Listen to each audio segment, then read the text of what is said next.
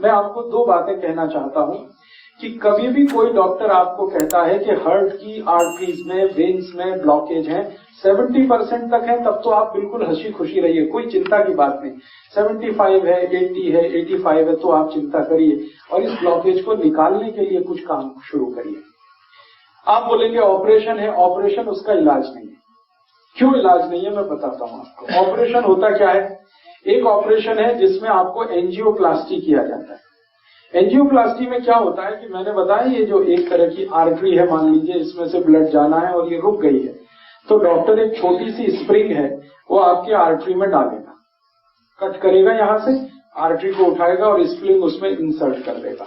वो स्प्रिंग इतनी बड़ी होती है, वो जो बॉल पेन में आपने देखा है कि स्प्रिंग होती है, एग्जैक्टली वही स्प्रिंग, एग्जैक्टली वही स्प्रिंग, बस उस पर मेडिकेशन किया हुआ होता है, दवा उस पर लपेटी हुई होती है। वो स्प्रिंग 10 रुपए की बनती है, लेकिन आपके हार्ट में डलने के बाद उसकी कीमत 2 लाख रुपए हो जाए, सिर्फ 10 रुपए की बनती है।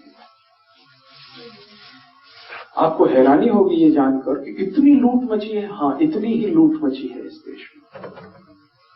10 रुपए की चीज को आपके हार्ट में डाल के वो कहेगा कि अब तो 2 लाख का बिल हो गया, 2.5 लाख का बिल हो गया, 3 लाख का बिल हो गया। आपको पता नहीं है, आप क्रॉस चेक नहीं करते और हम ये मान के बैठे हैं कि ये तो भगवान है जो डॉक्टर है, लेकिन आपको मालूम नहीं है कि भगवान जब होता था डॉक्टर तब होता था, अब नहीं।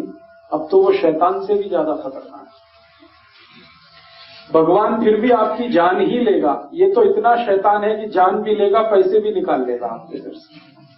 हाँ, ये तो शैतान से भी ज्यादा खतरनाक। इसलिए मैं आपको थोड़ा अवेयर करना चाहता हूं कि हार्ट की प्रॉब्लम लेके कभी भी किसी डॉक्टर के पास आप जाएं और कोई डॉक्टर आपको ये कह दे कि आपका कोलेस्ट्रॉल बढ़ गया, इसके कारण ब्लॉकेज आ गया है, या ट्राइग्लिसराइड बढ़ गया, इसके कारण ब्लॉकेज आ गया है, तो आप बिल्कुल मत घबराइए जब तक आप अपनी रिपोर्ट नहीं देख लेते कि इसमें कितना % है। अगर 70 या 70 से नीचे है तब तो चिंता करने की बात ही नहीं। घर आइए, आराम से सोइए, खाइए पीजिए। 70 प्लस है तो जरूर थोड़ी चिंता की बात है, लेकिन उस चिंता को दूर करने के लिए कुछ उपाय हैं जो मैं आपको बताना चाहता हूं। ऑपरेशन उसका उपाय नहीं है। क्यों? मान लीजिए उसने एक आर्टरी को कट किया और एक स्प्रिंग डाल दिया। स्प्रिंग मैंने कहा इतनी सी है, इतनी सी स्प्रिंग यहां आ गई, ठीक है।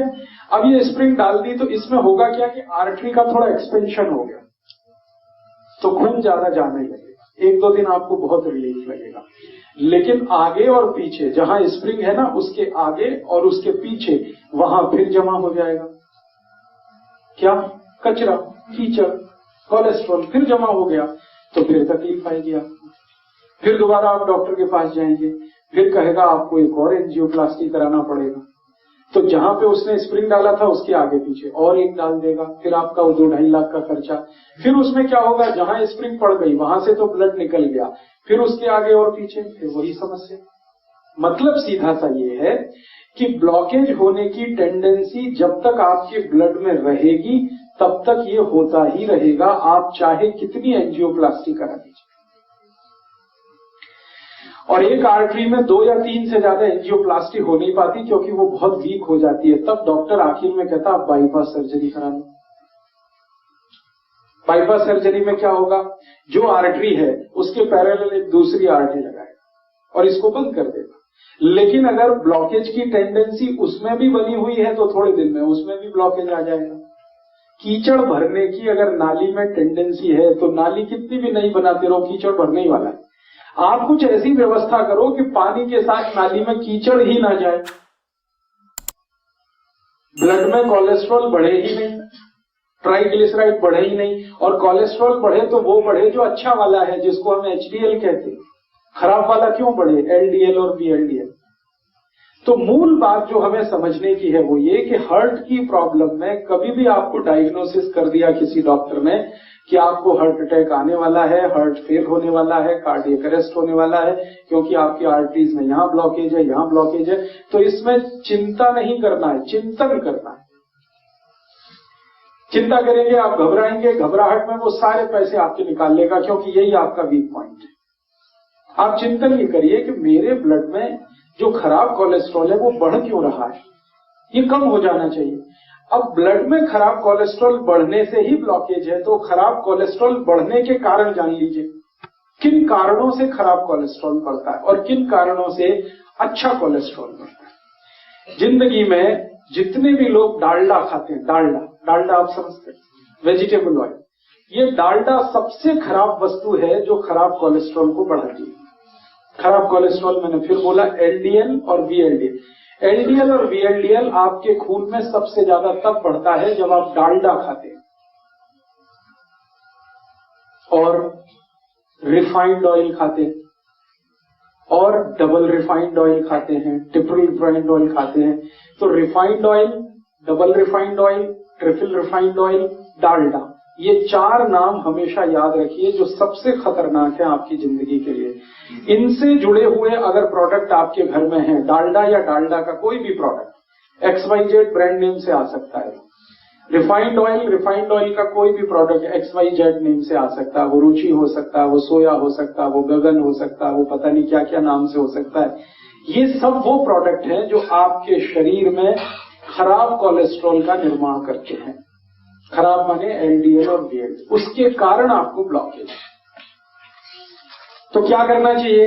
इमीडिएट आपको फैसला करना चाहिए कि भाई हमारे घर में डालडा नहीं आएगा, हमारे घर में कोलेस्ट्रॉल खराब बढ़ाने वाला कोई भी प्रोडक्ट नहीं आएगा। तो डालडा हटा दीजिए, अपने भोजन से डालडा निकाल दीजिए और रिफाइंड ऑयल भी निकाल दीजिए, डबल रिफाइंड भी ऑयल निकाल दीजिए। तो रिफाइंड और डबल रिफाइंड और डालडा निकालते ही आपका कोलेस्ट्रॉल घटना शुरू हो जाए इमीडिएट। और अगर आप चाहें तो 3 महीने ऐसा खाना खा के देख लीजिए जिसमें डालडा की एक बूंद भी न डाली गई हो और रिफाइंड और डबल रिफाइंड ऑयल ना इस्तेमाल किया गया हो। 3 महीने में वो डॉक्टर ही कह देगा अरे आपका तो बहुत कम हो गया एलडीएल और वीएलडीएल। तो कारण आपको पता होना चाहिए। कारण सबसे बड़ा जो है बैड कोलेस्ट्रॉल, खराब कोलेस्ट्रॉल जो हार्ट अटैक लाता है, कार्डियक अरेस्ट लाता है, उसको लाने वाला जो प्रोडक्ट है, जो वस्तु है आपकी रसोई में, वो डालडा है, रिफाइंड ऑयल है, डबल रिफाइंड ऑयल। अब आप उल्टा कहेंगे कि डॉक्टर तो सब बोलते हैं रिफाइंड ऑयल खाओ, हार्ट की प्रॉब्लम से बचना है तो डबल रिफाइंड खाओ और अच्छा है। डॉक्टर इसलिए बोलते हैं कि उनका आपस में एक दूसरे के साथ जबरदस्त कनेक्शन है। रिफाइंड और डबल रिफाइंड ऑयल बेचने वाली कंपनियों का डॉक्टरों के साथ कनेक्शन है। डॉक्टर उनका जितना भी प्रिस्क्रिप्शन करेंगे कंपनियों का धंधा चलेगा, कंपनियों का धंधा चलेगा तो डॉक्टरों का भी धंधा चलेगा। लोग जितना ज्यादा रिफाइंड और डबल रिफाइंड खाएंगे उतना हार्ट अटैक आएगा, उतना हार्ट अटैक आएगा तो डॉक्टरों की भी चांदी है, कंपनियों की भी चांदी। इसलिए आप विज्ञापन देखकर टेलीविजन पर कभी भी जिंदगी के बारे में फैसला मत करिए। टीवी पर ऐसे ऐसे विज्ञापन आते हैं, कोई पत्नी अपने पति के बारे में बात करती हुई कहती है कि इनको तो ये तकलीफ है तो मैं उसी दिन से सोया वनस्पति ऑयल ले आई, तो ये ऑयल ले आई, तो वो ऑयल ले आई। बस यही खतरनाक, क्योंकि एक भी विज्ञापन सच नहीं होता और सच विज्ञापन करने की उनकी कोई जवाबदारी नहीं है, क्योंकि सरकार ने उनको झूठ बोलने का लाइसेंस दिया। एक भी विज्ञापन सच नहीं होता और सच बात विज्ञापन में बताई नहीं जाती। तो आप टीवी विज्ञापन देखकर कभी भी ये डिसाइड मत करिए कि हमारे घर में क्या लाना है क्या नहीं लाना। वो ऑयल के बारे में है तब तो बहुत कॉशियस है। तो आप जैसे ही डालडा हटाएंगे, जैसे ही ये रिफाइंड और डबल रिफाइंड ऑयल हटाएंगे, 3 महीने आप देशी घी में खाना बना के खा लीजिए, देशी घी, आप देखेंगे आपका कोलेस्ट्रॉल कम होना शुरू हो जाएगा, ट्राइग्लिसराइड कम होना शुरू हो जाएगा। अब ये महत्व की बात है जो आपने कहा वो भी नकली है, तो असली बना लीजिए घर में। दूध आपके पास आता है, दही बना लीजिए, उसमें से मक्खन निकाल लीजिए, मक्खन को गर्म करके घी बना लीजिए, वो आपके घर में ही है। मेरा कहने का मतलब ये है कि आप घी के लिए देशी घी जितना ज्यादा खाएंगे बैड कोलेस्ट्रॉल उतना कम बनेगा, डालडा जितना खाएंगे बैड कोलेस्ट्रॉल उतना ज्यादा बनेगा, रिफाइंड और डबल रिफाइंड खाएंगे और ज्यादा बनेगा। तो पहली बात अपने जीवन में याद रखिए कि हार्ट से जुड़ी हुई किसी भी प्रॉब्लम में तेल तुरंत बदल दीजिए। फिर आप बोलेंगे अच्छा डालडा छोड़ दिया, तो डालडा छोड़ के घी पे आ जाइए। और घी में मैं आपसे कह चुका हूं कि गाय का हो तो बहुत अच्छा है। गाय का घी जिस पर 12 साल मैंने रिसर्च किया है, 1 ग्राम भी कोलेस्ट्रॉल नहीं बढ़ने देता। गाय के घी में ऐसी तासीर। हाँ, मैं बताता हूं, 1 मिनट। गाय का घी 12 साल तो मैं रिसर्च कर लिया, हजारों साल हमारे ऋषि मुनियों ने रिसर्च कर लिया।